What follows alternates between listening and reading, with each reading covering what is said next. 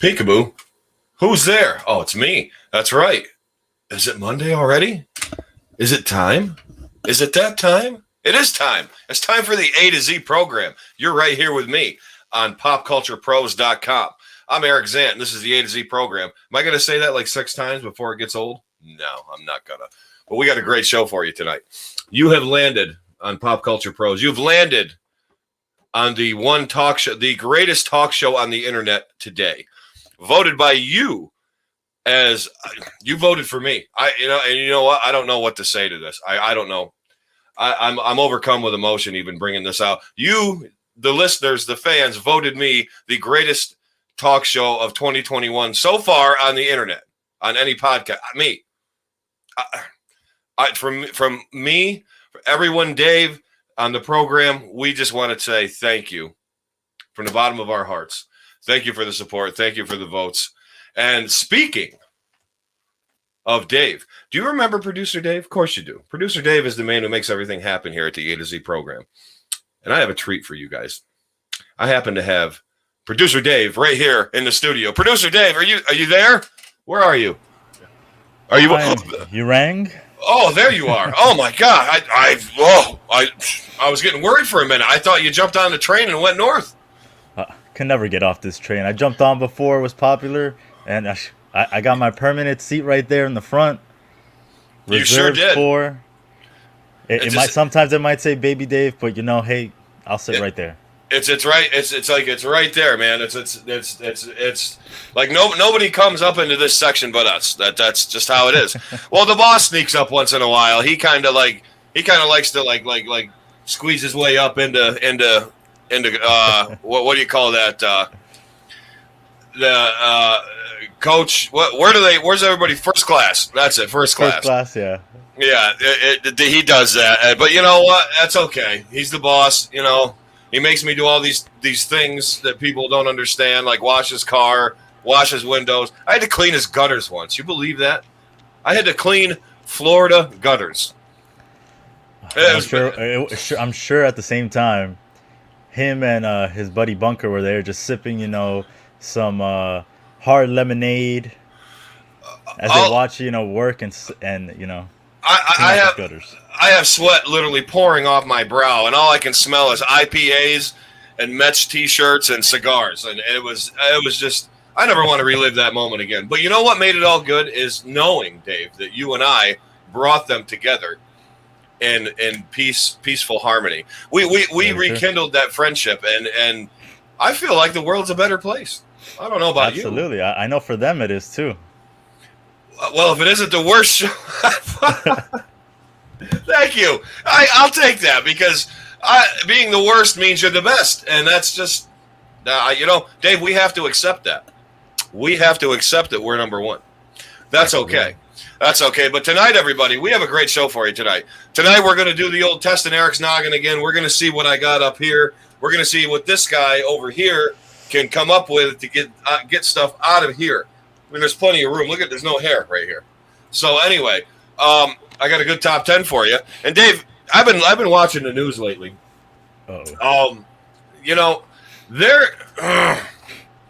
So over in India, they're having a big problem. They are at the highest of any at any percentage of COVID since COVID's been a thing. Like the other day, they had like almost 200,000 people dead from coronavirus. It was from I don't know, a couple thousand. Then it all of a sudden amped up to like almost 200,000, and like the rate of infections. And then they're talking about this on all these different news outlets. It's the same thing. There's no way that it could be any different. And then they show this wave of people jumping into the Ganges River all together, throwing water on each other, coughing, hacking, peeing, all on each other in this river, and it's disgusting. This river is disgusting. They showed up the river and down the river all this garbage and all over the place. Dave, what the hell is going on over there? I mean, it can all be attributed to the fact that they are as high as the population over there is. They can still be considered a third world country. And sometimes, I mean, some of those parts that are a lot, poorer than others, have no choice but to do that if they want to, get clean or Boy, I tell you, just live. And it's sad, and it's definitely a culture shock. I thought the same thing, Dave, until it was actually MSNBC highlighted that, you know what it was? It was the religious celebration where they throw paint on each other and then they all jump into the river and they cleanse their soul in the Ganges. That's what it was for. All in the name of Wow, whatever religion. Whatever they're worshiping. So, and then immediately, like a week later, COVID like shot through the freaking roof, like the Taj Mahal like fell or something. I don't know. And I'm thinking to myself, this is ridiculous. This is bad. And on the heels of that, back over here in the good old U.S. of A., the Johnson & Johnson vaccine was recalled because of blood clots.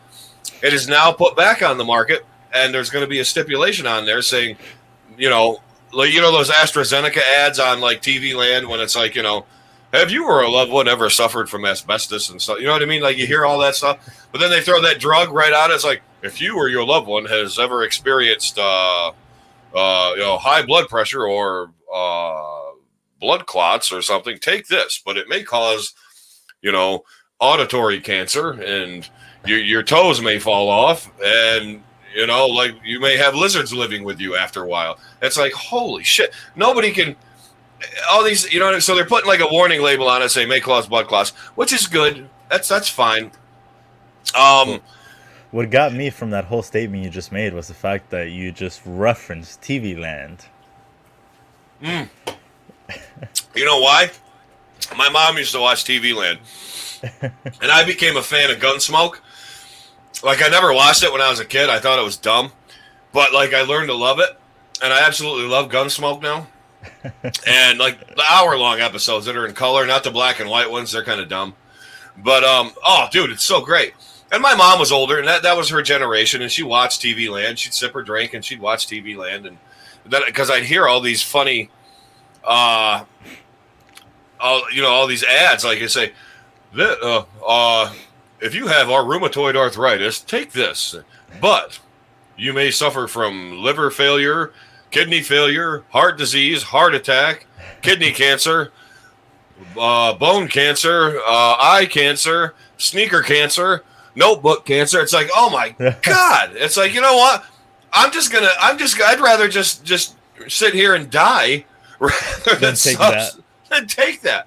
But Well, one more thing about TV Land. Do you think? Hit it. I mean, you would have to tell me since I don't really watch TV Land too much. Sure. How is it if you do still watch it? Like some of the shows that you used to watch are now transitioning to TV Land, like as a kid. So I know, like with me, for example, I would watch Nick at Night when I was younger, right? So you get like the I Love Lucy's and all that. And then I know that Nickelodeon has now changed and they don't really show shows like that, like Nick at Night anymore. But I remember at one point it was like Friends was starting to be shown in Nick at Night and Boy Meets World, and I'm like, wow, that's so like crazy, like to think that the shows that you would grow up with are not like these late night or TV Land, which is just old school shows. Yeah. I was surprised because, like they used to show like Barney Miller and like shit like that, and that was older than me. But I remember the reruns in the early '80s and stuff. But then, like you said, when they start showing Friends and they start showing like, I don't know. Then they start making new shows and like, well, they had the Golden Girls and all that stuff. But like Friends and like I don't know Drew Carey and I don't know if Drew Carey was on there, but like shows I watched when I was in my 20s that are on TV Land now. Like I'm thinking to myself, this can't be happening. I'm not that old, but the shows are like 25 years old. It's crazy. Well, apparently I was the only one thinking the same thing when you mentioned that. So was Steph. Steph, what's up, Steph? How you doing? Thanks for the coffee. Hi, Harley. How are you? And then Raul chiming in about the river. Oh, so the river was contaminated. No social distancing. It might be the cause of Raul. You are exactly right. That is why all of that happened. It was an immediate spike. And like, Dave, this was bad. this was terrible.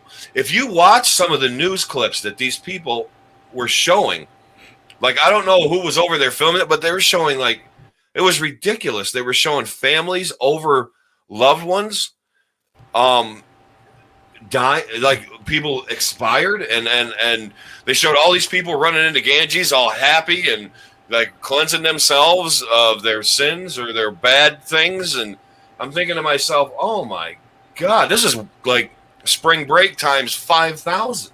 This is bad. Wow. But and they're out of oxygen over there. They don't have any oxygen for hospitals or medical units or anything. They don't have any, no oxygen. So there's that. They have no beds. They're running out of medicine. They're basically fucked. So that sucks. On the lighter things, the Oscars were last night, Dave. Did you know that? I did. You know, and everybody, and even here at Pop Culture Pros, it's a running gag that I don't know much about movies or current movies. I know what the ones that are coming out. I know what they're called, but I'm going to be honest with you. I looked at the list of the nominees of movies and stuff. I heard of like one movie. I didn't know any of these movies, and like we try to keep up with all this stuff. I haven't seen anybody do anything about. Did I miss something with all these movies? Can you tell me? Did I miss all of this, or have we not covered all these movies that are being? Because I have no freaking idea of any of these things. I will say I will agree with you on some of the things. I was looking at some of the winners, and I was like, man, I've never heard of this movie. But that's sometimes what the Oscars do, where, you know, a movie is very like limited release, but it will get its nomination. But then after it's either nominated or wins is when it gets that real big push. Okay. Or it might have came out sometime last year. Like I think there's a certain cutoff date where, again, I mean, I know a lot of us weren't doing much of anything last year. True. But yeah, there's some of these movies that I look at and I'm like, man, I know some are Netflix, some are your Amazon Primes. But yeah, there's a couple there that I'm like, yeah, I've never heard of this movie, and it won. I didn't think of that. I did not think of that. The streaming services who are offering movies now, HBO Max, all that stuff. So that's interesting. And speaking of that, aren't there? Isn't there a show here on Pop Culture Pros that covers streaming services and stuff like that? Am I wrong or am I right? You're absolutely right. I think the show is called Stream War Pros, and I think actually it's coming back this Thursday. How about that for a bomb drop right here on the A to Z program? Stream War Pros is coming back, and I believe there's somebody right here that's going to be highlighted on that. Am I right? You're absolutely right. I will be on that show, and we will be talking the latest. Our first show was back in February, so we haven't done one in March, and this will be our next one. We'll talk about everything going on in April and stuff happening in May that you might want to see. And we'll crown a winner for the month of April of the best streaming service. I'm going to watch that. I'm going to be watching that. And I'm also going to be with you on the draft, the NFL thing we're doing. Yes, right after that. Right after that, you're gonna see your favorite two hosts here, your favorite producer, and your favorite host Eric are going to be on the draft special for the Pop Culture Pros for the upcoming NFL season, which will be in the end of August, beginning of September. But they always do the draft right around this time. And we're going to be chewing the fat and talking about that, discussing the picks and everything and everybody about it. So you're not going to want to miss it. If you're a football fan, you're not going to want to miss that because myself excluded, these guys know what they're talking about. These guys know stats. These guys know player profiles. These guys know where they came from, where they're going, what their rate is. I mean, and you know what? I'm just throwing words out that I think make sense, and I don't even know if they do. But you're going to want to watch this show because it's going to be great. These guys have insight. These guys have knowledge. I'm only there because I'm fucking funnier than all of them. Even I'm way funnier than Steve Farace. Don't even think about that. But but seriously, folks, come and join us Thursday night. Join the Stream War Pros and then join us for that. We're going to have a great time. It's going to be a great Thursday night, and you're not going to want to miss it. It's better than TV, because And Lauren, I know. You're getting called out on not wanting to watch new things. You know what it is, Dave? It's like, in my defense, okay? In my defense, I do like what I like, and I'm one of those guys that I'm one of those guys. I'll answer Steve in a minute. I'm one of those guys that get into something and I want to keep watching it because I want to get into it, because the more I watch it, the more stuff I see. So, like, say I'm into City Confidential right now, like an old show that was on A&E about murder and crime in different towns across America. It's really fun. Paul Winfield narrated it. He's a classic actor, classic voiceover actor. He unfortunately passed away, so he doesn't watch the. Okay, boss. Here's the thing. I'll deal with you in a minute. Lauren wants to watch something new every night. She's like, "Why don't we watch this?" I'm like, "Well, I thought we were just going to do this." Okay, let's watch this. So we watch this. So I will admit, I watched Love, Death, and Robots for the first time last night, and I liked it. She got me watching The Boys, which I like. But, I like watching things like, The Twilight Zone. I like watching, I know she'll probably know more than, she probably pays attention to it more than me. I just get on and watch what I like the Return of the Planet of the Apes cartoon. I'm into that right now. It's an old Hanna-Barbera cartoon. But as far as Farace goes, so I don't watch new. I do watch new movies, boss. I have on standby King Kong versus Godzilla. I have Mortal Kombat. I'm going to be watching. I actually caught last week or the week before some AEW and some WWE. So don't throw me under the proverbial Margaritaville bus yet, there, boss. I'm still savvy with current things. Just because I don't act all trendy, and just because I'm way more. I am not going to disagree with that, boss. I am way more funny looking. Look at the friggin' clothes I wear. All right, come on. Who the hell dares to come on live TV and do this? Me. I do. But anyway, the boss is right. I don't watch many new movies or new wrestling, but I'm trying to. And I'm actually getting into it. I think it's actually getting better. Dave, you and I talked about it, and I think Bert, there was a lull in wrestling for a while where it was very uninteresting, and the pandemic didn't help. But I think lately, it's been getting a little better, don't you? I will agree that, right now it's obviously, I don't think it'll ever get to the peak that it was back in the Attitude Era. No. Like, getting a 9 rating, it's going to be physically impossible, I think, at this point. I agree. It would have to be the only thing on television. Yeah. But I think they are starting to reach, a newer audience. They're giving the fans, the fans now have a choice.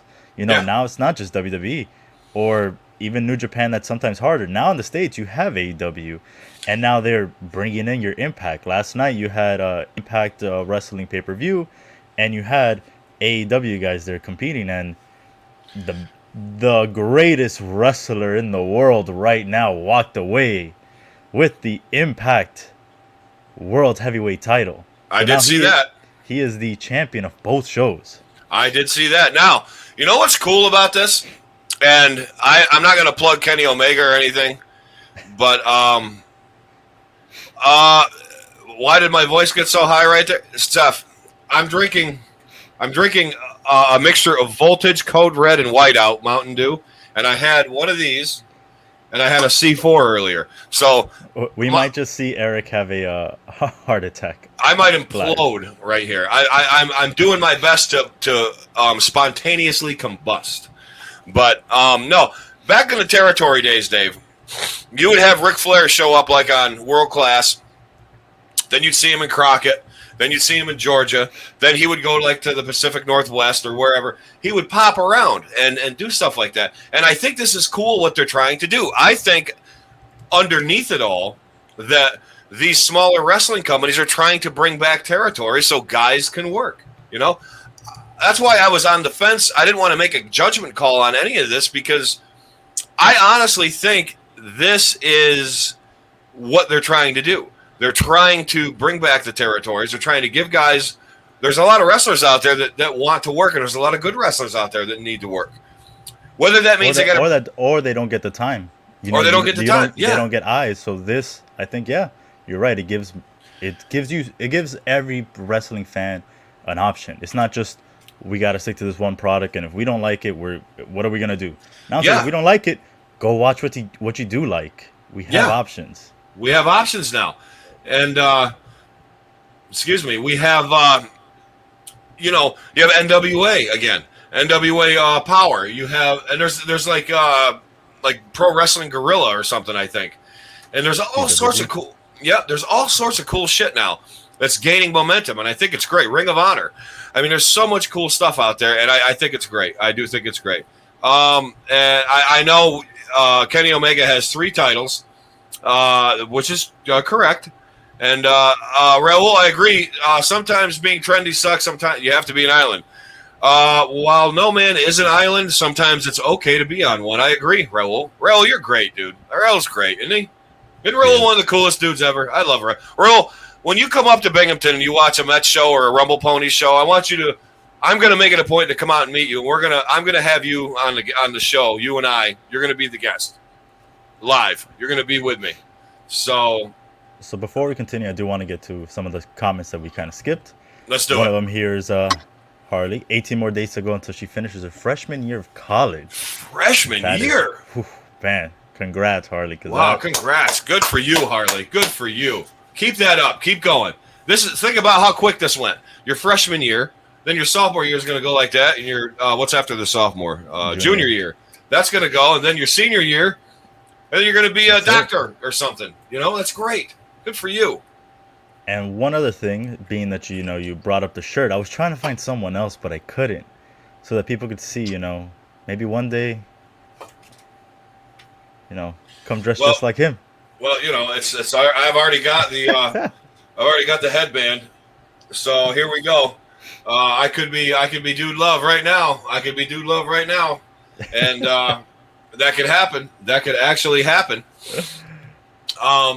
But what do you say, Dave? I got an actually really, really funny top 10 list tonight, and I think we should get into that. Let's do it. Is it about your boy Cuomo? Saying that his accusers want attention? Not tonight, but it could be. That's always a good top 10. Because as everybody knows, Cuomo's digging himself a hole he can't get out of. So's Trump, by the way. I heard Trump is too. But anyway, tonight on the program, I am going to present to you the top 10 best comebacks of all time / insults. Now, everybody knows I love me a good comeback. I love me a good insult. I love trading, going back and forth. Boss is one of my favorite people to go back and forth on. I don't judge him because he wears alligator shoes and he lives in a swamp, and whether or not he goes out and hunts them himself or not, I don't judge. But anyway, I love me a good comeback. I love me a good insult. And Dave, we've compiled here the top 10, and I'll read a little bit about them because there's some of these have some cool tidbits with them. But so anyway, tonight's top 10. These are the top 10 best comebacks / insults that have been compiled by us. So here we go at number 10, the bottoms up comeback. It's an English comeback, and it was said by Winston Churchill. I believe it says, I'll read you what it says here. Nancy Astor was an American socialite who married into a wealthy English family of Astor. Actually, she was the first woman to be elected to Parliament, which makes her humiliation all the sweeter. She was invited to a 1912 dinner party located at the Churchill estate, but unfortunately for her, she became extremely annoyed at a drunk and politically incorrect Winston Churchill. Now, this is politically incorrect back in 1912. Finally, she exclaimed, Winston, if you were my husband, I'd put poison in your coffee. And unaffected by her sudden outburst, Winston Churchill casually and quickly replied with the greatest comeback of all time. Nancy, if you were my wife, I would drink it. Oh, God. So she said, if you were my husband, I'd poison your coffee. And he said, if you were my wife, I would drink it. I love it. Oh my God, Dave, That is great. that's a good one, Dave. That's a good one. I got to remember to include that into something. Um, but number nine is Ready, Aim, Fire. It's the best presidential comeback of all time.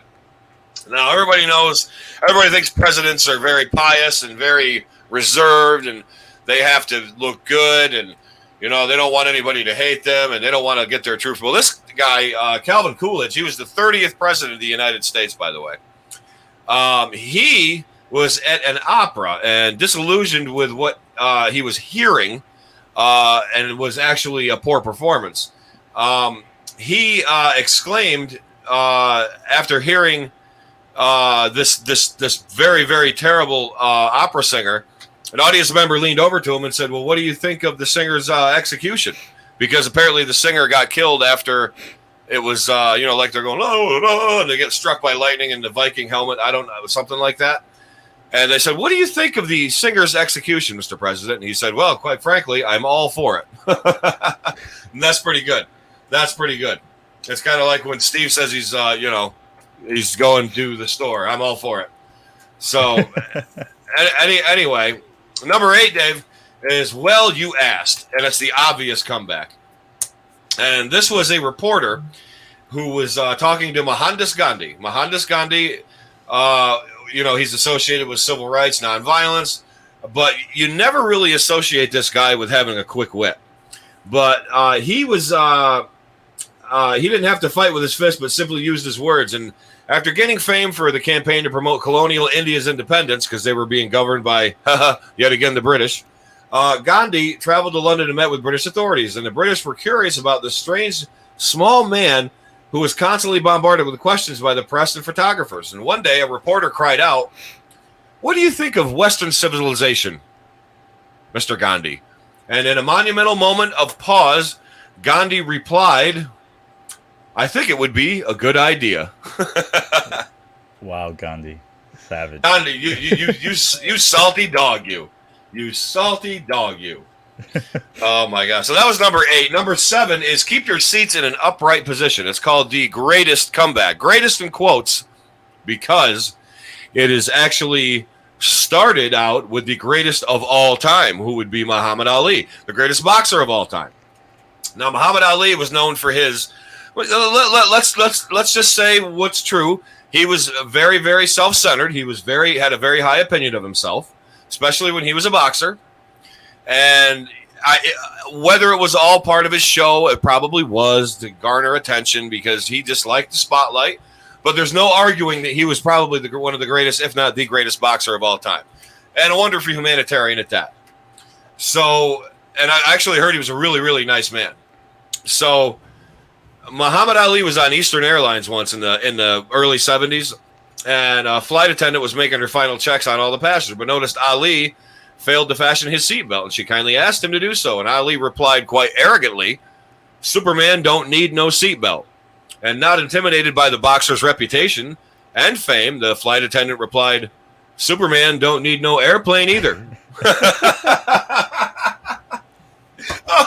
Oh God, she should have. Oh man, she should have gotten a bonus. That's great. I mean, it's hard to. That was a cold hard knockout by her. Oh, wow, he must have stood there like. Oh, he was. I guess I gotta. All right, tied it on my seatbelt. No, that's TKO. That's TKO right there.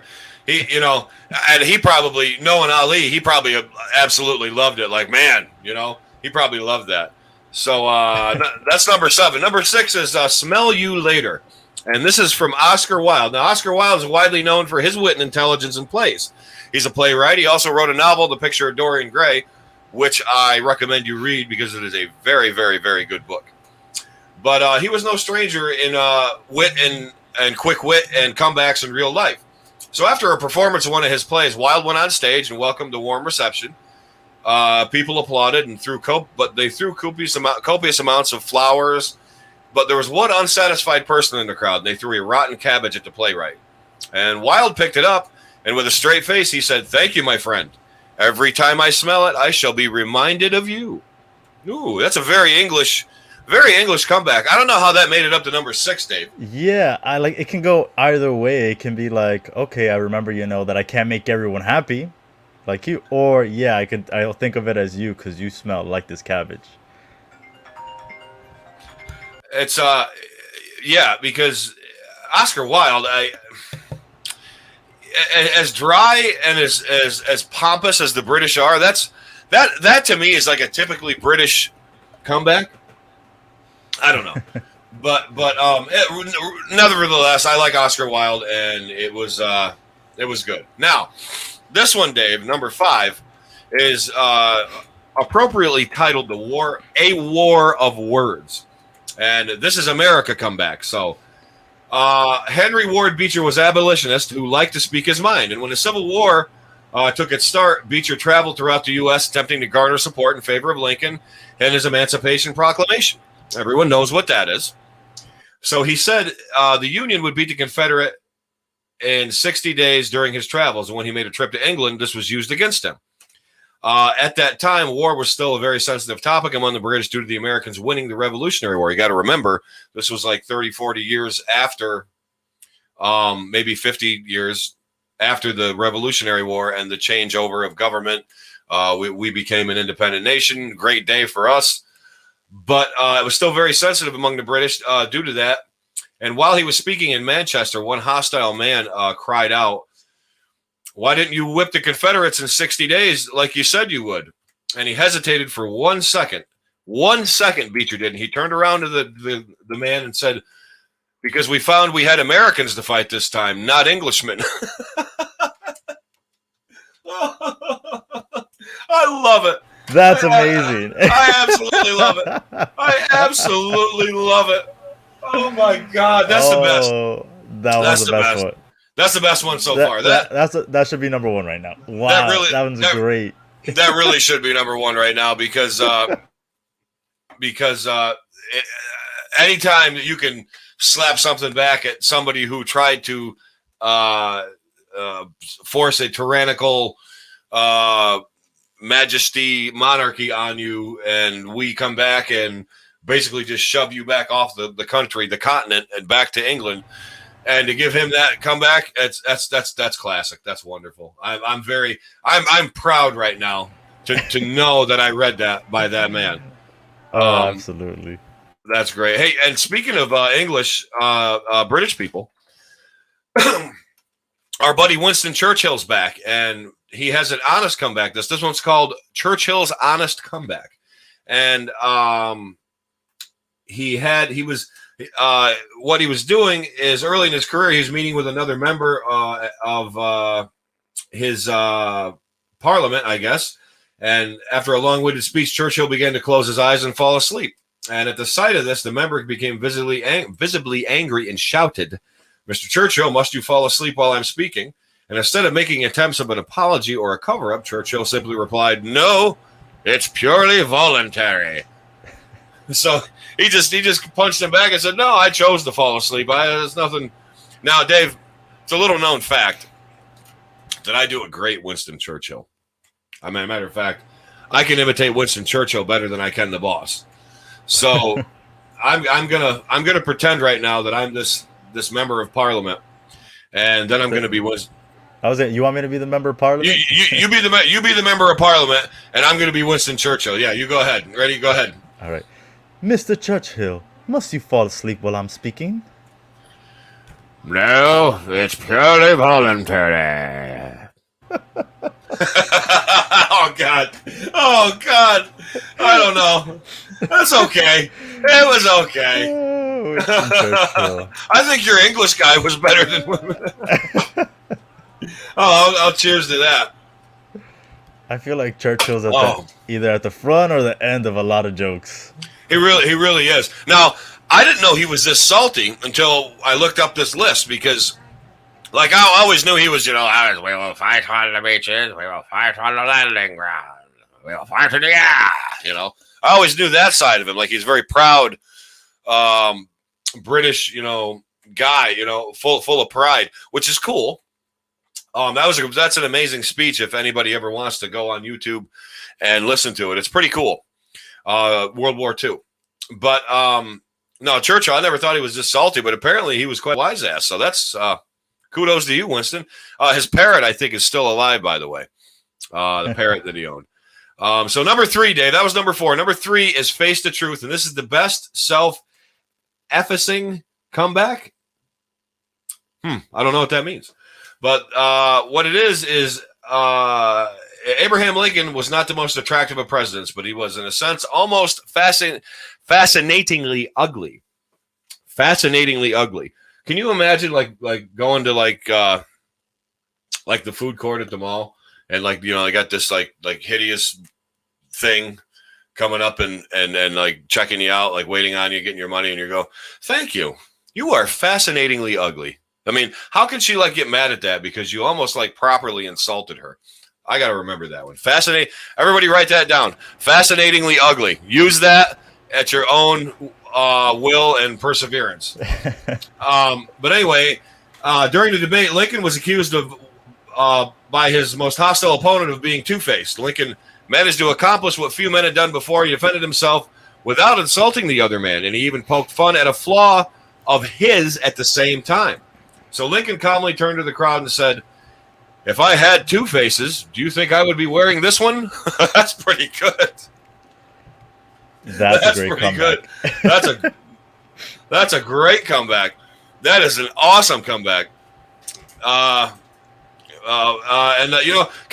have that? Can I have that last comment of the boss on there? I want to have absolutely. that. I think you need a comeback for it. I have one. It's not that one. That's Harley. So it's the boss says, who greenlit this show? It must have been high on angel dust. Well, no, I couldn't find any today. But the person that greenlit this show, boss, was Jader. So he gave the okay to this, and he said he talked to you. He said he talked to you when he was taking your car to get its oil change. I'm not saying that you force us to do things that we don't want to do to keep us on the show, but I mean, I'm just saying, Jader was, I couldn't get a hold of you because you were over there with a bunker by the pool with your feet up with a shock top, talking about the '86 Mets and the great glory of Lenny Dykstra. So I don't know, what else to say to that, but we're getting to the nitty gritty now, Dave. We're getting down to number 2 and number 1. So these are the top two. Best comebacks of all time. This is the ugly truth. And you are never going to believe, Dave, you are never going to believe who comes in again at number 2. That's right. Our old buddy, Winston Churchill. Now, I have a newfound respect for this man. I bust on British people a lot. I pound on English. I pound on them, and I insult them, and, I pick on the Queen, and I pick on the royals, and I pick on British people and all that stuff. But, I have a newfound respect for the wit and slyness and the shrewdness of this man's sense of humor. Now, this is called the classic comeback from the king of comebacks. Now, Winston Churchill makes this list for the 3rd time, proving truly to be one of the world's wittiest people. He was attending a party in London. And Churchill, once again, was drunk and intoxicated, and an extremely astute woman from Parliament, akin to Nancy Astor, who was the first one. She was on that level of, like, aristocratic socialite. Apparently was irritated by Churchill's mannerisms. So he was just drunk and sloppy. That'd be great. But when she finally had enough, she came up to him and yelled, "Winston, you're drunk." And he may have been drunk, but he apparently didn't affect his cognitive functions, and he just replied, "You're right, Bessie, and you're ugly, but by tomorrow morning, I'll be sober."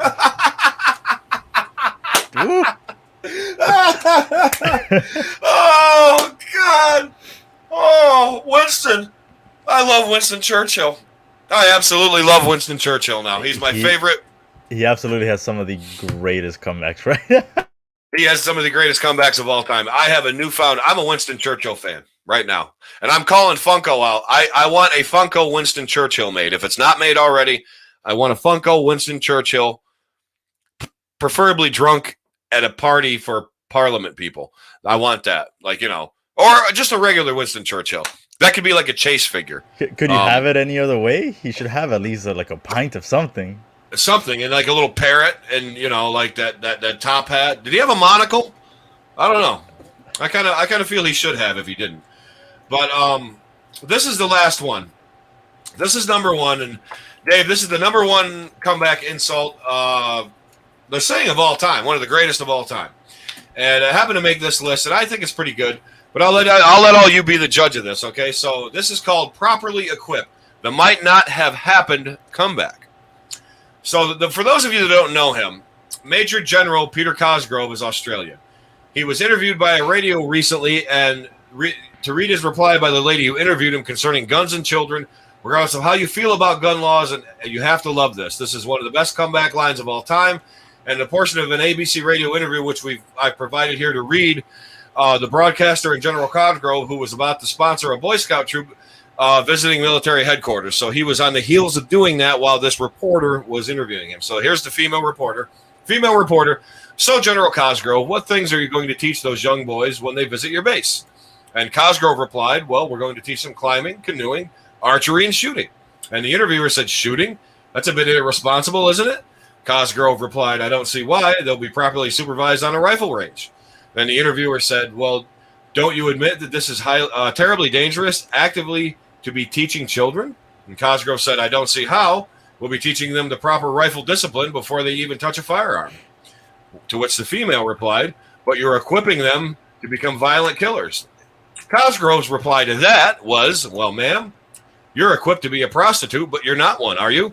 The radio cast went silent for 46 seconds, and when it returned, the interview was over. I applaud you, General Cosgrove.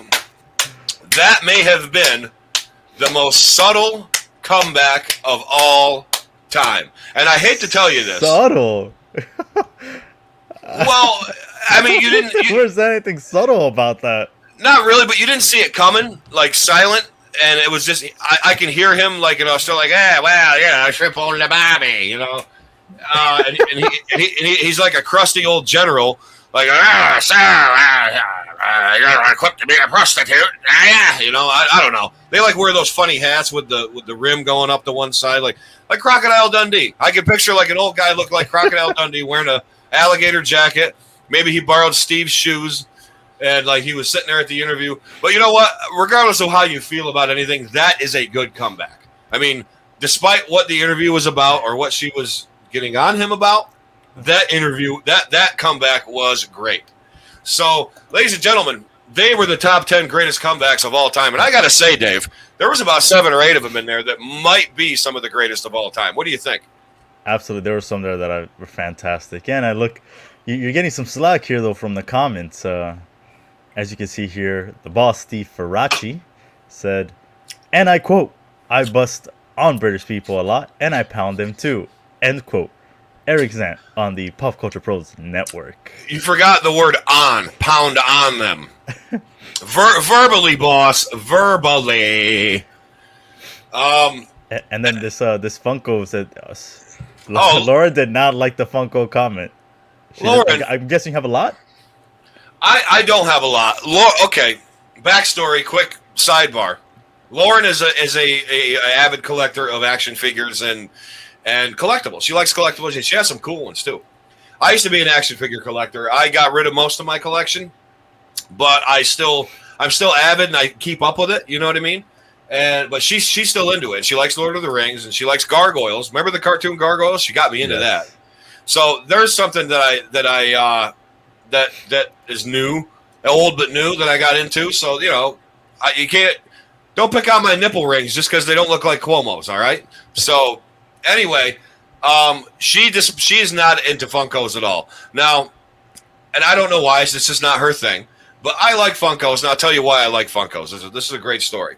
My brother, Mike, who comes on a lot, he actually was one of the first people in the country to have one of the biggest collections of the original Funkos, the Wacky Wobblers, and like the Funko scenes and like the chase figures and the 1 of 3s, and like he had a giant Freddy, and he has like he had this room in his house, Dave.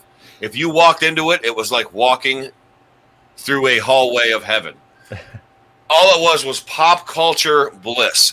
You had like the pop culture icons, the cartoon icons, the like Marvel people, the DC, the movie figure.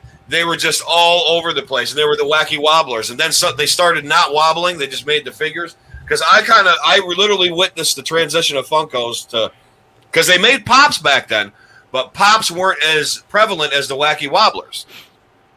And I kind of watched Funkos go to the pop, to what they are now, the vinyls. And it was so great. He actually won an award one year at the San Diego Comic-Con for having the biggest, I think it's the biggest collection. He'll have to tell you what he got. But he was collector of the year in Funko. Oh, wow. My brother was actually collector of the year of Funko back then. He has the award. He was there. It was just absolutely freaking incredible. But that's why I like Funkos, because I was introduced to them by him. They kind of have a special place in my heart, and that's why. So, right here for you, just in case. I got it for my birthday. It was Stone Cold Steve Austin. Oh, with nice! The 2 belts. With the 2 belts. Look at that. That's an awesome Funko, Dave. I like that. I like that a lot. Dave, let's back up and let's talk to some people here quick before we. I see we have. Okay, so Steph says, "Okay, you beat me to it because I said it." Now, you know what? For those of you that take my sayings out of context, which is funny, by the way, I think it's great that you do that. I beat on British people a lot. I do. I make fun of them. I make light of them. I don't have anything against British people other than, you tried to take us over and you lost and you went home with your tail between your legs, and now you eat like fish and chips all the time, and apparently there's like 3 dentists over there in the whole of the United Kingdom, and that's not my fault, okay? It's not my fault. I've happened to like Def Leppard, and I'm a big fan of Are You Being Served? So there, see, go ahead, put the quote up again. Put the quote up again. I stand by that quote. I said it. I'll own it. I'm Eric Zant, and I approve this message. And then Steph below him said, "You beat me to it." That's fucking funny. That's really funny. But below, we got Sam. Sam! What's up, Sam? Oh, you made it. Thanks for coming back, Sam. That's awesome. So, anyway, we had an ominous comment, too. Yeah. Tim Tabala, he is coming. And I think Tim is referring to his triumphant return to Pop Culture Pros. And when I return, it will be one of the greatest Tim, I have no doubt. It's almost like when Leslie Nielsen was out looking for The Undertaker. Has that kind of feel. And I feel like Steve's the $1 Million Man. And like we can Bert be like Paul Bearer. And he might bring you back on the Just Too Sweet show and everything. You know what I mean? This is going to be great. Tim, I'm so glad that you put that up. But, Dave, let's get serious for a minute, which means let's just throw it off the rails. What do we have next on the program? What's coming up next? We got everyone's favorite segment, testing Eric's Noggin. Woo! And this one is actually probably gonna test mine as well, because we're gonna see how fast I can come up with some of these names. But what we're gonna do today, Eric has been known to be from the last episode and previous, a very comic book aficionado. I hope I said that right. I think you did. And today I wanted to test him with that. Some comic book characters who have rather unusual names and powers. And I'm going to see if he can see which one is the real comic book character and which one isn't. Ooh, I like this game. I like it, and I'm ready. And by the way, Dave, you just paid a wonderfully beautiful comment. I'm going to put it up myself. Stephanie, I was on the banners. our dear friend Stephanie, says, "I have missed you, Dave." Oh, that's awesome, Steph. Thank you. I missed you too. I miss the back and forth we normally have. So I definitely do miss that. and look who's popping in, Mike Zant with Stanky and the Coal Miners. I have no freaking idea where he's coming up with that. Darn, I could have used that one as a name. You could have used that one as a name, but Mike, if you can, Oh, start a polka band. We could do that. We could start a polka band. But Mike, if you could, Mike, when you can, explain the award you got and why you got it and what kind of collection you had. I mean, we're interested to hear it and we want to hear it. So give us, when you can, a little insight and we'll start the game right now. Absolutely. All right, so first one, I'm going to give you, just being, because I'm going to start off very easy. I'm going to give you two options. I'm going to give you the right one and the wrong one, or the wrong one and the right one. You just got to pick one. All okay. Right? Gotcha. And then I'll start building it up once I get a little more confidence in coming up with fake comic book hero names. So the first one is going to be either Leg Fall Off Boy or Arm Fall Off Boy. Leg Fall Off Boy or Arm Fall Off Boy. Correct. I am going to say the real comic book hero is Arm Fall Off Boy. Final answer? Final answer. All right, I'm going to say this. This DC character first appeared in 1989 when he tried out for the Legion of Superheroes and got promptly rejected for having an absolutely ridiculous power. As the name suggests, Arm Fall Off Boy has the ability to take off his arms without coming to harm. Wow, I got it. Listen, he can actually remove any limb and quite literally falls apart during his Legion testing. You got to be kidding me. So he can just remove more than just his arm. So like I said, he could be like at McDonald's and like pop his head off, or like he could be like at JCPenney and be like, oh, can I try that shirt on and like have his arm fall out of it? That would be great. I wish I had that power. But Dave, let's pause for a minute. Mike actually answered our question here. Throw that comment up. He had the largest Funko collection on the East Coast at one time. And folks, I'm here to tell you he did. I actually slept in that room when I lived with him for a while. That was my room. I would wake up to Funko Land. It was like being in a dream. Let's be real. It was the Funko Pops room, and you just were sleeping there. Basically, the room belonged to them. You were just a tenant. I was just allowed to be in that room. No, I'm not going to lie to you.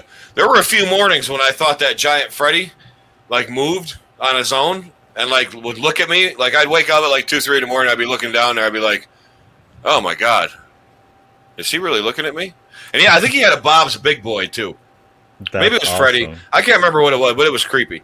Mike, I want to see if you have a picture of that. I would love to see that. Maybe put it on the site, just so that we can see like, at one point what it looked like. Like, what was the largest Funko collection on the East Coast? Yeah, Mike, if you have one, find it and we'll highlight it, man, because that's, and he knows. And at the question down below, he's friends with Brian Mariotti. I believe now is Mike. Is he?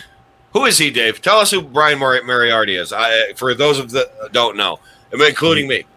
The CEO or Chief Executive Officer of Funko. Oh. So Mike is actually buddies with the main man of Funko. How about that? Did anybody has anybody doubt the the bomb drops that we have here, the breaking news that comes out of the A to Z program? More important, who beat you? We will go handle them. Hashtag family problems. We'll go and start destroying some Funko Pops. Get Mike back to number one. Get Mike back to number one. We're on it right now. Me, Steve, and Dave are gonna find out who had the better collection, and then we're gonna we'll go do some Marty Jannetty stuff. Out over there. We'll go to a bowling alley and we'll have a few beers and we'll hang out. Start tossing them in the lake. Yeah, we'll start throwing them in the lake. I'll do the cocaine. You guys don't have to do that. Like I'll take the hit for the team, just so we have somebody that tests positive for something. I'm kidding, of course, folks. I'm not going to do cocaine. Anyway, Dave, on to number two. All right. Well, going back to the Arm Fall Off Boy, Steve says, not Oh, a bad superpower, better than Batman, and oh. I will agree. Yeah, What's being rich is not a superpower. no, it's not. But being smart can make up for not having one. And Steve's doing that because he knows that Ed and I are big Batman fans, and he and the rest of you guys are on Team Superman, which I like Superman, but Ed and I just happen to like Batman a lot. So that's how it is. All right, right now you're 1-0. 1-0. All right, I got 15 of these. So the next one we have is name that superhero. Is it Ultraviolet Kid? Is it Rainbow Kid? Or is it Color Kid? Ultraviolet Kid, Rainbow Kid, or Color Kid? I'm going with my gut. I'm going to say Rainbow Kid. Rainbow Kid, final answer? Final answer. All right. When it comes to useless superpowers, Color Kid is definitely up there with the best of them all. His power is the ability to change the color of an object. Ooh. He also tried to get into the Legion of Superheroes, but was rejected for having a useless superpower. He first appeared in the mid-60s and wears a costume of black and white with a rainbow across the torso. Oh, so I almost had it, but it's Color Kid. Yeah. This one I was able to come up a little quicker with different That's names. pretty good, Dave. You got me. You got me. That's great. It says, though, although his power appeared ridiculous at first, he actually managed to become quite useful in the DC universe. So DC apparently just makes useless superheroes from what we've seen from this list. He was able to hone his power to change his own color as a form of camouflage and could project beams of black from his hand to temporarily blind his opponents. Okay, so that's not too bad. That's not shabby. He just needed to figure out his powers and see what he can do. That was it. Well, not terribly useless, but I don't know. He's no Batman. Anyway, Dave, on to the next one. All right, we're 1-1 here. 1-1. Wait, Batman's superpowers are about the same. You are absolutely right, Stephanie. I will agree with you there. Here we go with the Batman. Ed, if you're out there somewhere, please help. I want to tag out. I need some help. All right, so next up, we have... Let's see what I'm going to come up with for this one. We have... Damn it, I feel like if I say it, it's going to be wrong. Okay. We have... I'm going to give you two for this one because something quick. We have Bouncing Boy or Rubber Band Boy. Bouncing Boy or Rubber Band Boy? Holy shit. Boy, you might have me on this one again. But I'm going to say Rubber Band Boy.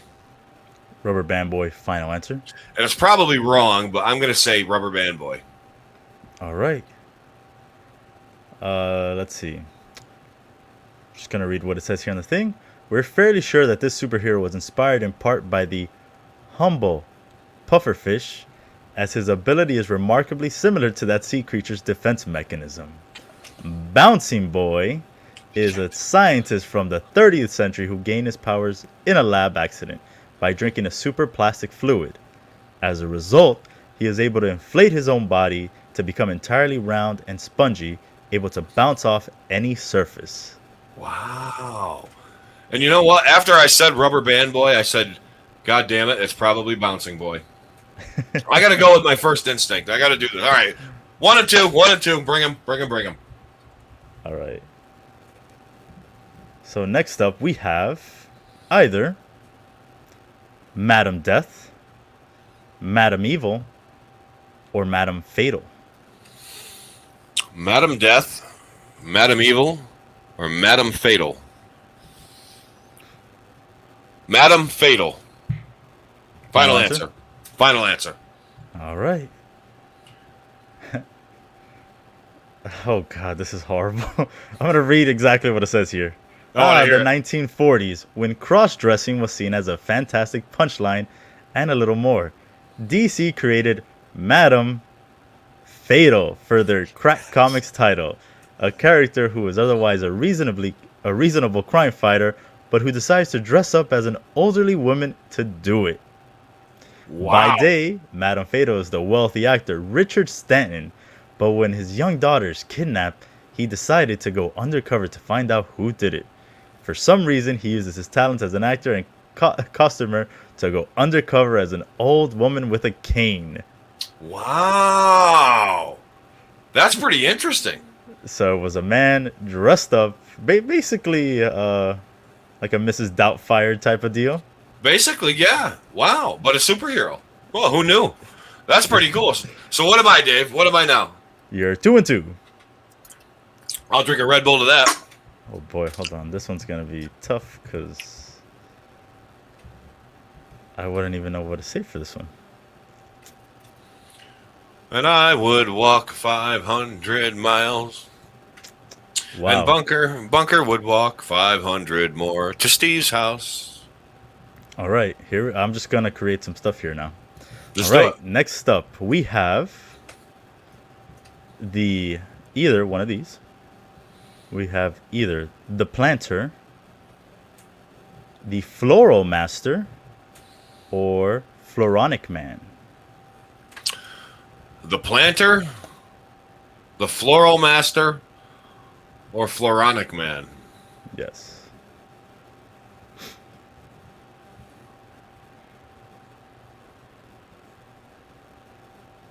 I'm going to say No. I'm going to say the Planter. Final answer? Final answer. All right. Oh, my bad. I went to the wrong thing. For the most part, Floronic Man is actually a fairly reasonable supervillain. Oh. Similar to Poison Ivy and Swamp Thing, this DC villain is connected to the plant life of the world and has some very specific plant-related schemes. Wow. He can be known as Plant Master, Floral, and the Cedar. So I kind of just switched some of those around. Huh. And apparently, this character was portrayed by John Glover in the 1997 film Batman and Robin. Really? Yes. He was in that? He was in that. Wow. I wanted to go with him first, as you saw, and I paused and I said, it's going to be something silly like the Planter. I was wrong, as usual. So now I'm 2 and 3? 2 and 3. Shit. Hold on. Let me move this connection. All right. My God, these are getting harder and harder. They really are. It's getting harder to create this. All right, so we have Matter Eater Lad, Buffet Eater Lad, or All You Can Eat Eater Lad. Gotta be Buffet Eater Lad. It's gotta be. Final answer? Final answer. Another superhero with a very descriptive name, Matter Eater Lad's power is the ability to eat stuff. Unbelievable. This might strike some readers as more of an impulse control issue than a superpower, but Matter Eater Lad is a legitimate hero. He made it into the Legion of Superheroes and everything. His power isn't unique to him, though. It's actually something that his entire race from the planet Bishmal is capable of. Oh. As they evolved the ability to digest everything after microbes made all of the food on their planet inedible. So he can eat whatever. Wow, that's pretty interesting. Matter Eater Lad. Yes. He's almost as cool as Meter Reader Girl. So right now you're standing at a whopping 2 and 4, correct? Correct. Shit. All right, here we go. Next up, we have, I'm going to give you 2 for this one. It's either Straino or X-Traino. Traino or X-Traino? Straino. Straino or X-Traino? Yes. Got to be Strano. Strano? Mm-hmm.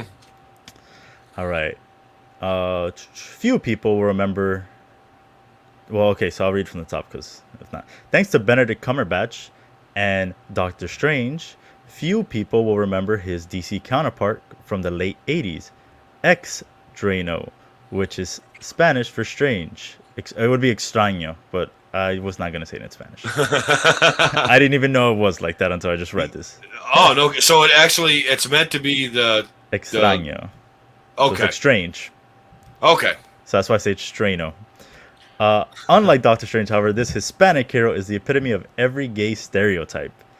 His ridiculously flamboyant, often dresses in loose, flowy, and brightly colored robes, refers to himself as auntie, and turns everything he possibly can into a sexual innuendo. Wow. So he's like the... He's the gay He's Doctor Strange. the gay Doctor Strange. Yeah, he's what's that talk show host in Britain there? Graham Norton. He's the Graham Norton of Latin superheroes. My goodness, yeah. I can't believe DC did this. So it continues. It says this painfully awkward attempt at a gay male superhero was taken so far that he even battled an AIDS super vampire.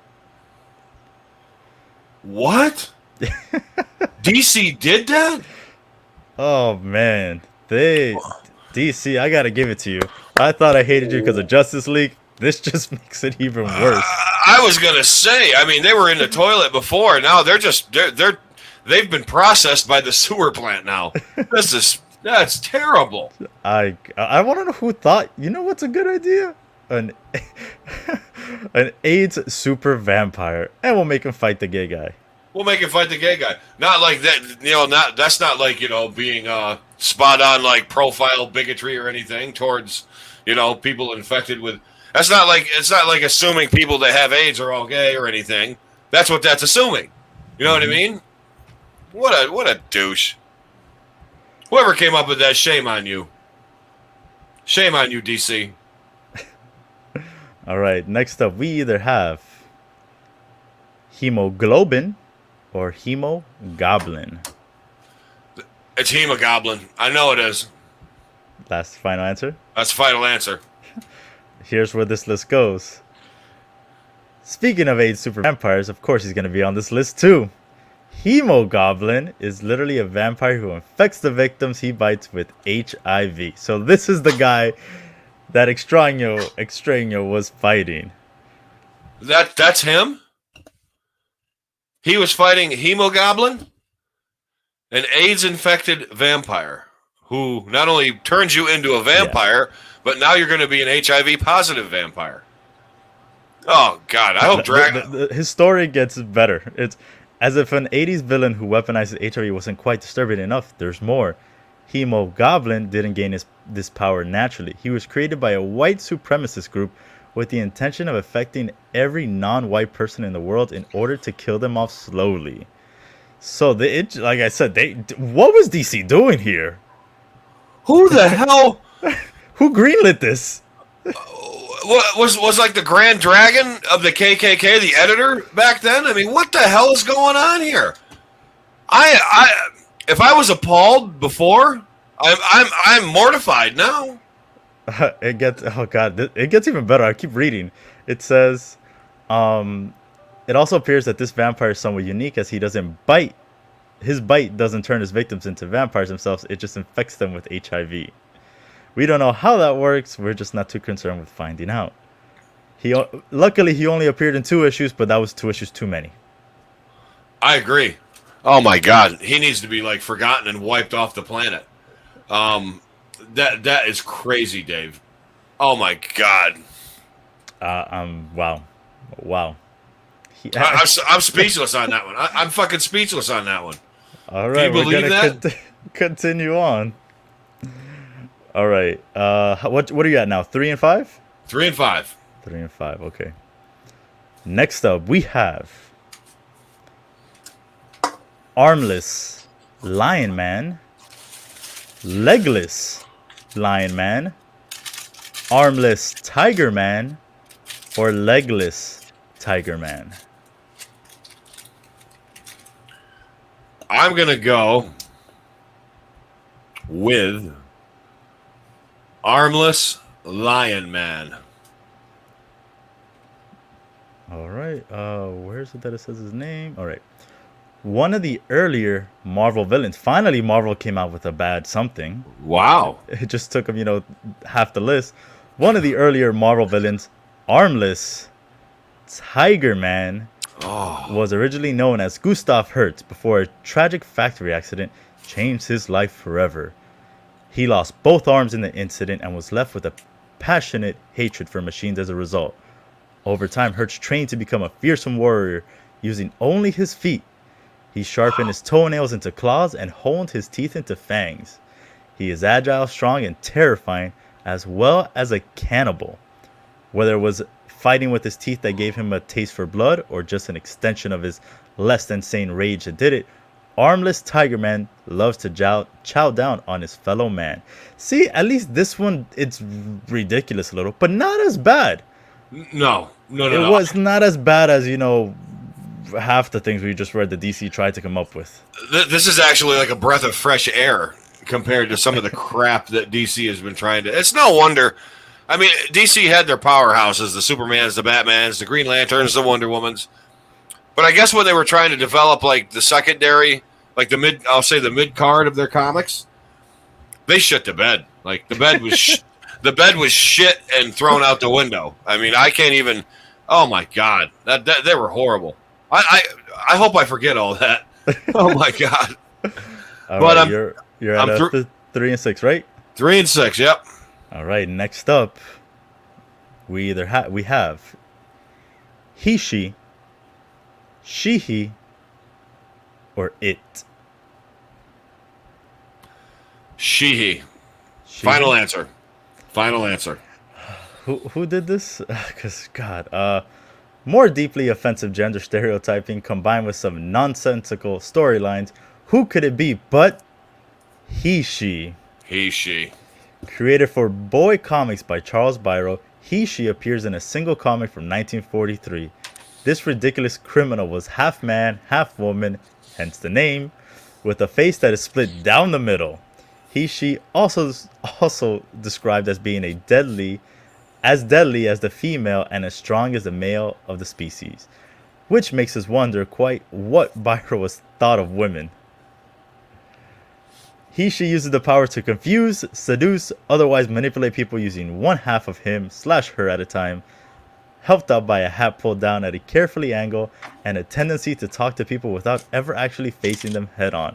I want to stop reading this because this is ridiculous. This is fucking terrible. Oh my God! This is Boy Comics? Boy Comics. Oh my God! So it's no wonder why no one has ever heard of them. That's borderline DC crap right there. Wow. Well, I guess DC. Someone must have pitched this to DC, and they're like, "Wow, we're not that bad."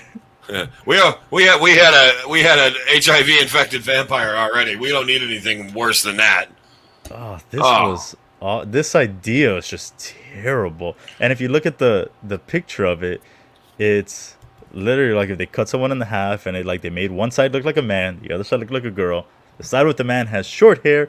The side with the girl has long, luscious black hair. What the fuck? Yeah, why would anyone? You know what? It's so bad that I feel like I need to show. Yeah, let's see what he looks like. Come on, we have to reveal this to the world. This is bad, guys. All right, here we go. Ooh. Strip my gears and call me shiftless. It's what is it? I guess you caught me red-handed. What's the use of trying to alibi? I'll let you take me to the police. It's even if you could even look at it, the right arm where the guy is like all buff and the left arm is like more feminine. It's wow. What's going on like down in the private area? Does he have like half a? I don't think thankfully only appeared in one comic book, and that was it. There was no need for this. Thankfully. Because then we would have not had to find out more. Good Christ. All right, Oh, you man. got this one wrong, right? You said she. Yeah, so that's 3 and 7. All right, we're at the top 5. Next up, we have Perla, Pink Pearl, or Diamond Pearl.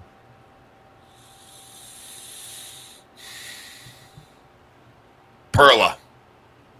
All Final right. answer. Breezing on past the overt sexual reference that is her name, let's look at who Pink Pearl actually is in the Marvel Shit. Universe. A former Pearl. circus freak, Pink Pearl's primary power is simply her immense size, which also gives her proportionate strength and a measure of protection. Oh, This wow. enormous supervillain turned to terrorism after she left the circus and joined the Femizons, during which time she battled Alpha Fight and Captain America. Holy shit. She battled Alpha Flight? And a good old Cap. And Cap. Wow. A big, burly, tough woman. Which again doesn't seem too outrageous. No, Marvel kind of tries to keep it. It was, I guess, more with the name than just the character with this one. Yeah. But I don't think that one was too bad. Again, it could be a lot worse. Oh, okay. Well, it could be because I don't know. Marvel seems to be having a better, at least like their baseline is better. Like they're not trying to like shoot over the mountain; they're just kind of trying to shoot at it. I don't know. All right. Next up, we either have Polyester Boy, Plaid Boy, or Leather Boy. It's probably Plaid Boy. Final answer. Final answer? All right. Final answer. When it comes to comic book characters who are appropriate for children, Leather Boy should probably not rank anywhere near the top of the list. I was gonna go with that too. This caricature of a BDSM fetishist appears in the 2005 series GLA Misassembled. Their surprisingly dark offshoot of the Great Lakes Avengers title that deals with fun topics like suicide rights in the first issue. Leather Boy doesn't actually have any superpowers, he just misread the ad that Mr. Immortal put out when he was creating a team. Wow. Leather Boy. But he later began to hate the GLA, which is the Great Lakes Avengers, because they never used him in any superhero battles. So he created an all-leather Dr. Doom outfit, broke Mr. Immortal's neck, and killed Monkey Joe.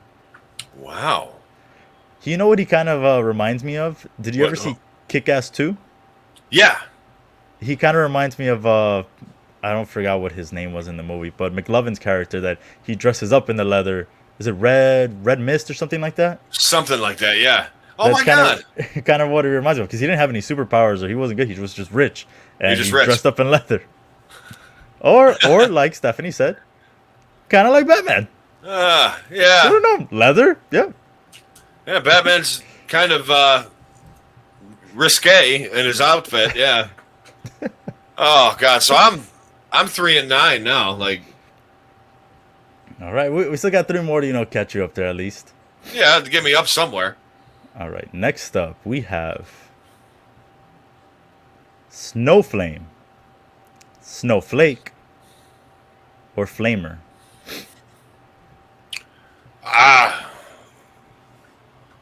Snowflake.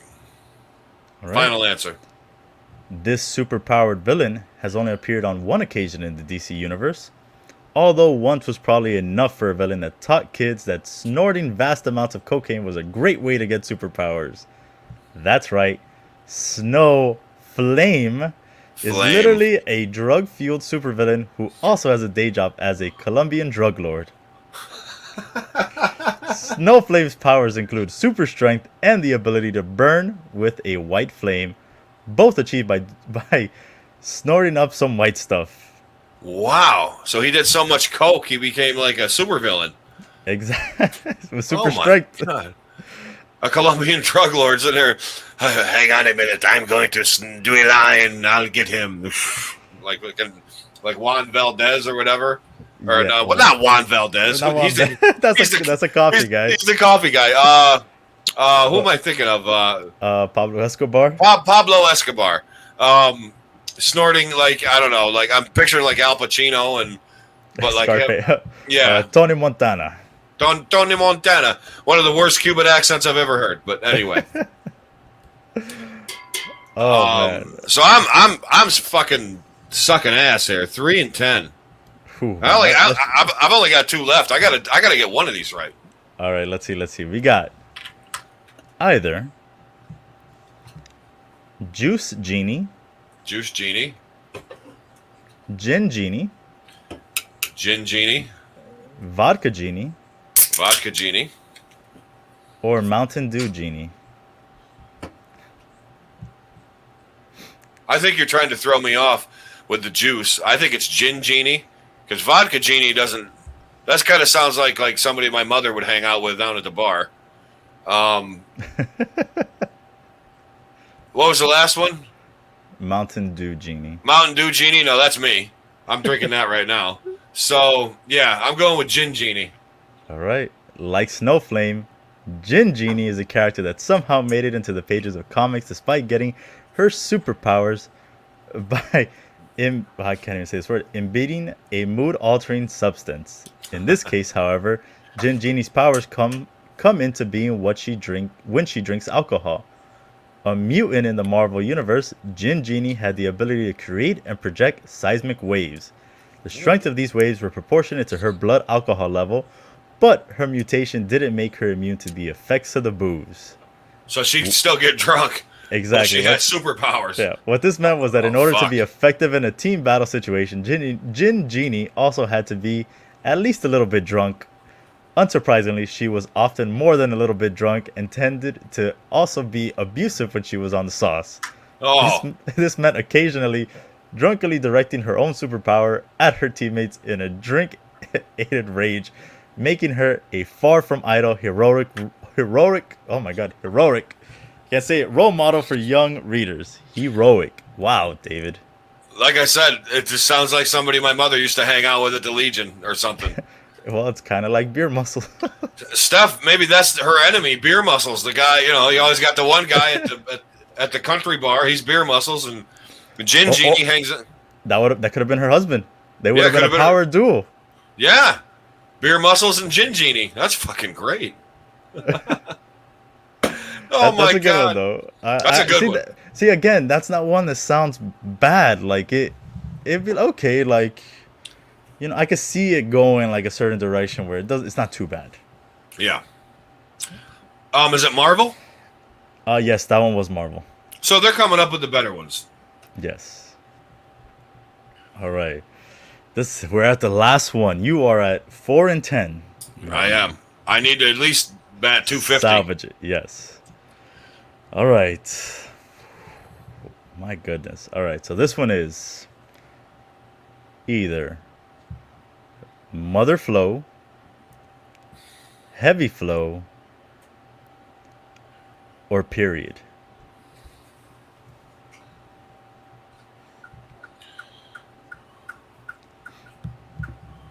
Given the outrageousness of this list, I'm going to have to go with Period. Period? I'm going to go with Period. All right. It's difficult to know exactly where to begin with Heavy Flow.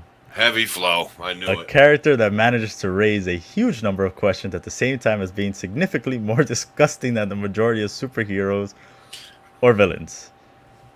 Heavy Flow appears in the pages of Image Comics' Savage Dragon, a series about a super strong green healing factor possessing police officer named Dragon. Wow, that was a mouthful. Heavy Flow, which by the way was a cartoon on the USA Network. Was it Savage Dragon? Savage Dragon, and he was a comic book before that. Yeah, Savage Dragon, Image Comics. I'm gonna say that Heavy Flow didn't make an appearance on there. Ooh, I hope not. It says Heavy Flow is a now dead villain whose entire power is the ability to fire high-powered jets of menstrual blood at her enemies. Oh. In case the image above didn't make that a thing, that does involve bending over and firing this blood hose from her actual genitals. So she bent over while she was menstruating and fired menstrual blood out of her private area. Yes. And her name was Heavy Flow? Yeah. So it says, Heavy Heavy Flow leaves us with several questions. Can she only do her villainy 1 week of every month? Or has she somehow figured out how to be constantly bleeding?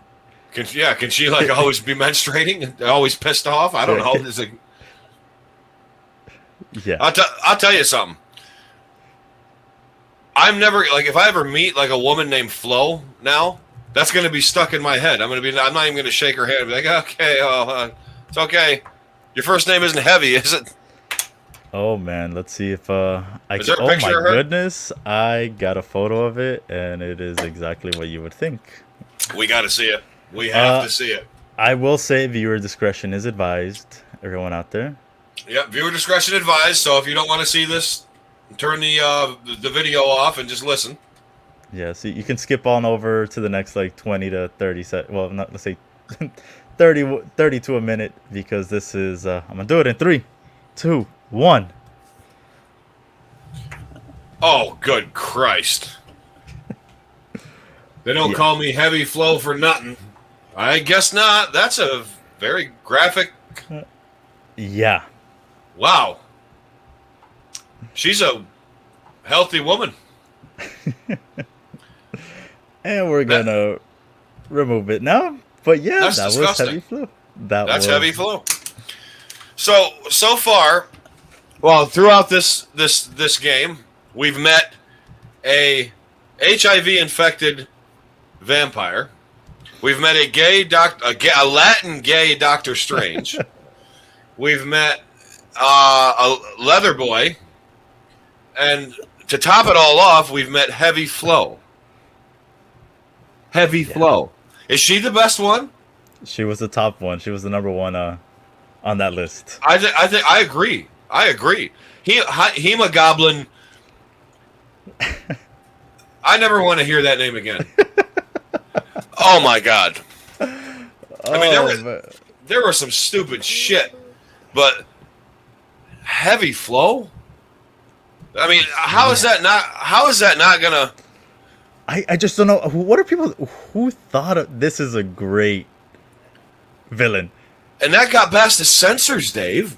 Like the comic book code, like that got past that. Of course, Image is independent. You know what I mean? So I don't know, because he's Image Comics, so Savage Dragon is. So I think, yeah, he's Image Comics. Yeah. So, and I can't believe they had Savage. What is it? Savage Dragon on on TV. I can't.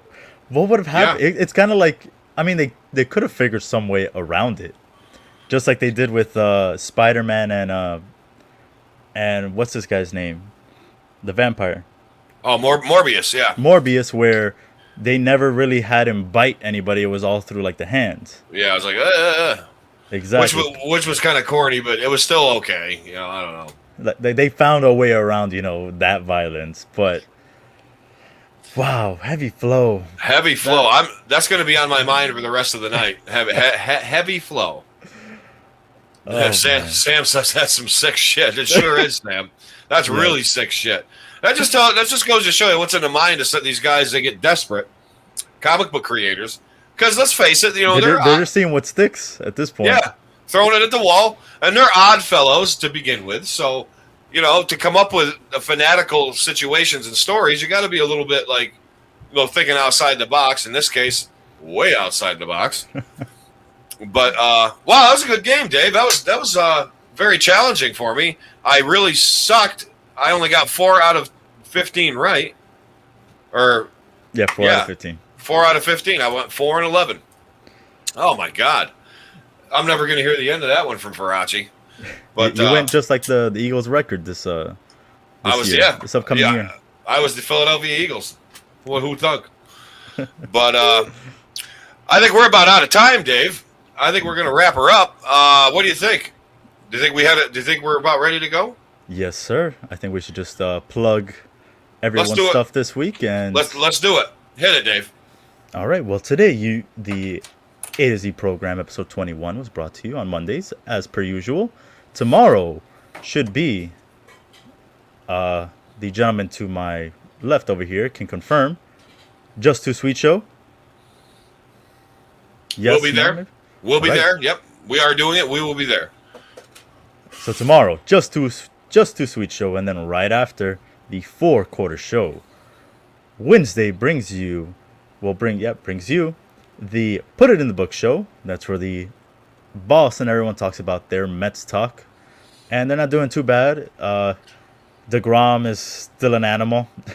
He has more Yeah. RBIs than he has allowed earned runs this year, which is insane. After that is Granny's Peach Tea, where they talk comic books. Maybe they'll talk some heavy flow. Who knows? Maybe we should bring it up. We should bring up some heavy flow. I think we should get out there and bring up some heavy flow and some hemoglobin. Hemoglobin. Oh, for Christ's sake. And then Thursday, we have the return of the Stream War Pro show, where we're going to talk all streaming for the last month, what you should watch next month, or what to look forward to, and we crown a winner of the best streaming service in April. Oh, wow. After that, do you have an idea who you like, by the way? I already have the one that I'm going to be defending. I'll tell you what streaming service, but I won't tell you what show I'm going to pick to defend it, and that is Netflix this month. Oh, Netflix is your choice this month. Neat. Yes. Cool. And then after that, what's coming on Thursday? After the streaming show, what's after that? After that will be the NFL Draft Special, which we will give you. It'll be myself, the boss, Mr. Eric Zant Esquire, Timmy Tabala, I believe, and whoever else decides to join us. We'll be talking at the NFL Draft. We'll be watching it, going through the picks, what's going on, maybe have a couple of drinks while we're doing it. Who knows? Anything can happen. And just shoot the shit. And have fun. And I believe, if I'm not wrong, I did see it on Facebook. I know Kyle and Jada are on this week as well. Yeah. Didn't they put up a poll to see what you wanted them to watch and review? Correct. I am doing the little research right now just to make sure, because I remember voting on it. I didn't vote on it yet because I was undecided, but I'm going to vote on it. Let me see. Pardon the... Here we go. So they will be back on Wednesday as well, probably after Granny's Peach Tea. Mm-hmm. And as of right now, these are the things you can vote on. You can vote on Pop Culture Pros group. It is Elvis and Nixon, Everybody Wants Some, American Graffiti, Night and Day, and Once Upon a Time in Hollywood. And as of right now, Once Upon a Time in Hollywood is winning, so that might be what they are reviewing and talking about on Wednesday on the Jader and Kyle show. No shit. I'm gonna have to get over there and vote because I think I finally know what one I want to vote for. So, but And yeah, then we start up again next Monday, right here with the two gentlemen you see on your screen right now. And Dave, I have to add one thing to tomorrow. We actually will have a special Empire 161 show precluding the Just Too Sweet show. They're gonna have the Yankee game is gonna be on around 7. They're gonna have a pregame kind of pre-show. So Ed and his guest host will be doing that. Nice. So they're doing Tuesdays before Just Too Sweet all the time now? I'm wondering that. I think that might be I know where it's he's at. been kind of like bouncing around with the Empire 161. Yeah, trying to see what works and where it fits. You know what I mean? Because it's a seasonal show, but we want to give Ed leeway, not too much, but we'll give Ed some leeway. And then, like I said, Empire 161 is a fun show. I've watched it, even though I'm not a Yankee fan. I've watched it. It's pretty good. But yeah, he'll be on before Just Too Sweet, so watch that. Watch Empire 161. Watch Just Too Sweet. Then watch the 4-quarter show. You have your whole Tuesday night entertainment right in front of you. Why would you need to go anywhere else? You don't. You don't. Stay right here. Stay put. Stay put. Just get a bottle of booze, get a thing of Ritz crackers or whatever, and sit there and eat and drink and be happy. And get your joint, whatever you want to do. I don't know. Pop us up on the big screen on your television, because nowadays you could do that with anything. With anything. Watch us. Just watch us. Watch us. See this face? You need to watch this face. This is the only place you can get some heavy flow content. No pun intended. Oh, I love it. Oh, God. You know what? And on that note, ladies and gentlemen, Dave, do you have any parting words? Thank you, as always, for watching. Thank you to my great host for making everything so easy. And we will see you next week. We will see you next week because we are the A to Z program, and we are here every Monday night on Pop Culture Pros. And please watch all the rest of the shows we have. Please support us. Go to our page, like the group, or like the page, join the group. Go to YouTube, subscribe to us, like us, click that notification bell so you know every time we come on. You won't miss any show. You won't miss any content. And we're here. We have A to Z content on every show for everything you want regarding pop culture. You know how much caffeine I've had today, Dave? You would not even fucking believe how much caffeine I've had. I probably had enough to kill 6 elephants, and here I am. So anyway, on that note, producer Dave, AZ himself, for you, for me, and for everybody, thank you for tuning in. We are signing off the A to Z program. As always, we thank you for your support. We will see you next Monday, not before I see you first. Good night, everybody. Good night.